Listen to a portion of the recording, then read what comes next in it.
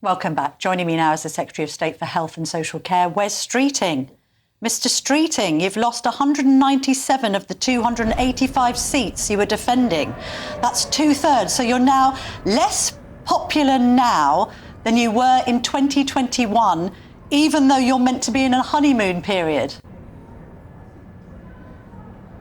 Well, look, Camilla, I think as the Prime Minister said over the weekend, people voted for change at the last general election, and at the moment people aren't feeling that change, and I think that's reflected in the results on Thursday.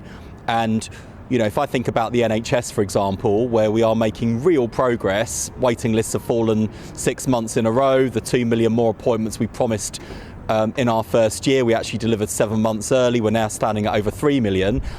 You know, if you're one of the people who's come off the waiting list, you'll be delighted. But if you're one of the 7 million cases still on the waiting list, you're probably shouting at the telly at this very moment saying, don't tell me things are improving, I'm still waiting. So it's a good example, whether it's waiting lists, whether it's interest rates falling, whether it's wages rising faster and higher than inflation. These are moves in the right direction. Will people be feeling the benefits of that yet? No. That's why the Prime Minister said he wants to go further and faster on delivering real improvements that people feel. Because if they don't feel it by the next general election, they will look for change elsewhere.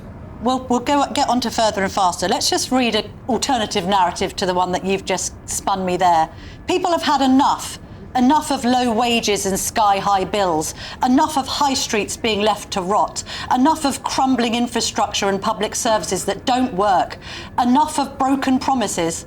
Do you know who said that? It was your Labour colleague, the Labour MP Dan Carden. So even your own colleagues think that you're doing a bad job. Well, I agree with Dan on every single word you've just read out there.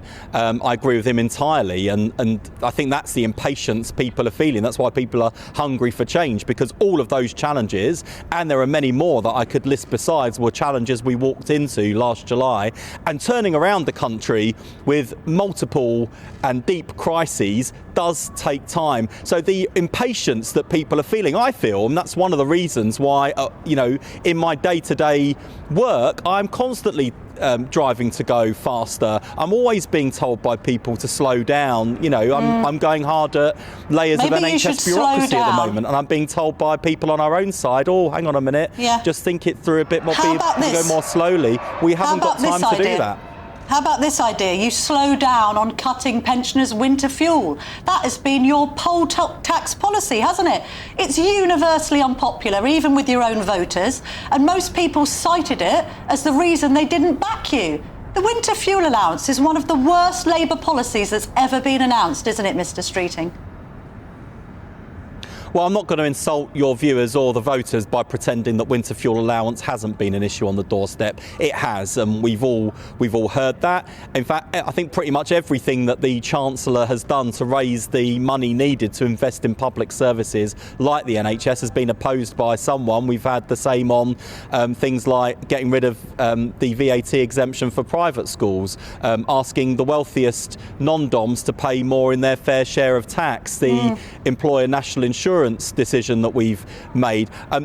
We knew when we made those decisions that they risked being unpopular. We made those decisions because we thought they were the right decisions, so that we can invest in our public services, turn the country around, get Britain out of the massive hole it was left in. So we you know, that's why we take. It's not because we want to be unpopular or I want to be knocking on doors and someone having a go at me for something we've done. It's because we genuinely think they're the right decisions.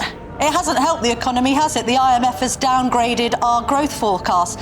This video is sponsored by Saily. Saily is a brand new eSIM service app.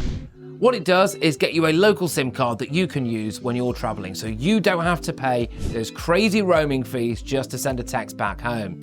They've got eSIM plans in over 160 countries and 8 regions, so pretty much wherever you're going, they'll be able to make sure you're connected. So how does it work? Well, all you've got to do is hit our link in the description to download the app. It will work on iOS or Android.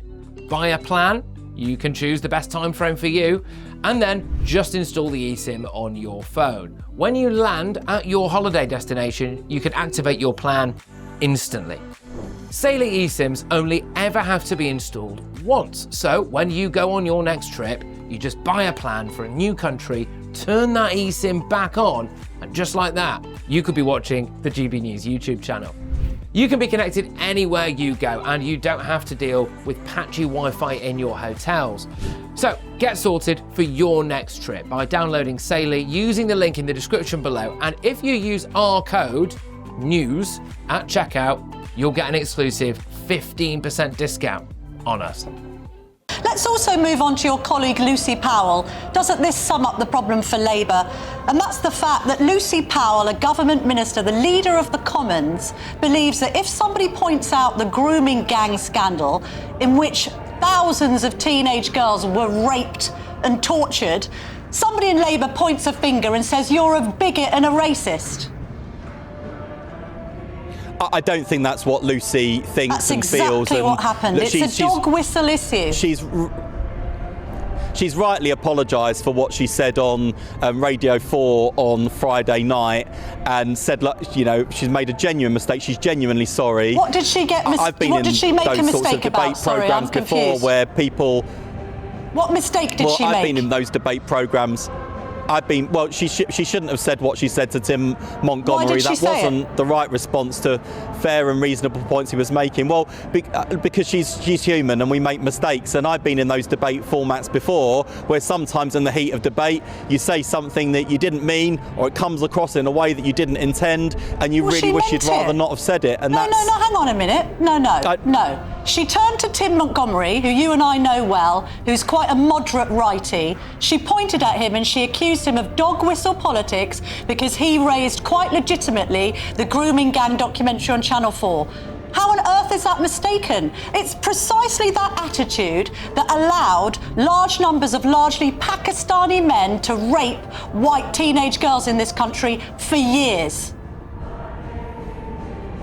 Well, there's no doubt, and I think the Alexis J report, Louise Case's work and others do highlight that has been a factor in these crimes not going properly investigated, not going properly reported, and it's one of the reasons why this government is making sure that we are recording ethnicity data, not just in terms of future offences but previous offences. We've asked every police force in England and Wales to reopen those cases where no further action was recommended, to look again to make sure that no stone was left unturned. And we've also given victims the chance to go to the independent panel for them to look at things if they don't think it's been investigated. That used to be the case for historic cases. We've opened to all. So we do take it really seriously. We're not afraid of pointing out where there have been particular ethnic factors in some of these crimes, patterns in communities. We're not leaving any stone unturned here. She's apologised to save her own political skin. If this was a Tory and you were in opposition, you'd be calling for her resignation within minutes. Point one. Point two, she should apologise to Tim Montgomery and the grooming victims. Well, as I say, she's apologised very publicly. I think it's a sincere apology. I was in touch with Lucy last night. I think she's genuinely sorry.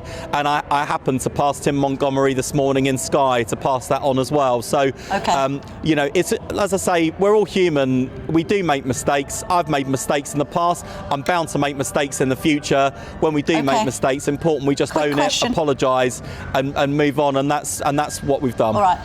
Well, quick question, because we're running out of time and we're competing with a choir in the background, so well done, Mr. Streeting.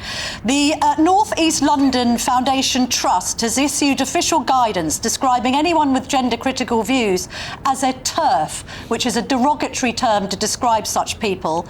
They need to pull this guidance immediately. It also says it's unlawful to exclude trans women from women-only spaces. Well, that's not what the Supreme Court has just ruled. Yeah, in fact, the NHS is updating all of its guidance in light of the Supreme Court ruling, which we will abide by. This and I will be looking at that it? particular guidance at the North East London Foundation Trust, because I struggle to see why such guidance was written in the first place. I'm afraid it has become a daily feature of my job as Health and Social Care Secretary to deal with problems that really shouldn't have been there in the first place. But that's the job I signed up for. I'm getting getting on with it without complaint. We are making progress, but I know that people need to feel it, they need to see it, and they need to, whether they're working in the NHS or using the NHS, need to genuinely feel like things are getting better. They are objectively getting better, but there's much more to do. Light at the end of the tunnel, but a lot of road ahead. Okay. Mr. Streeting, thank you very much indeed for joining me this morning. We are fast running out of time.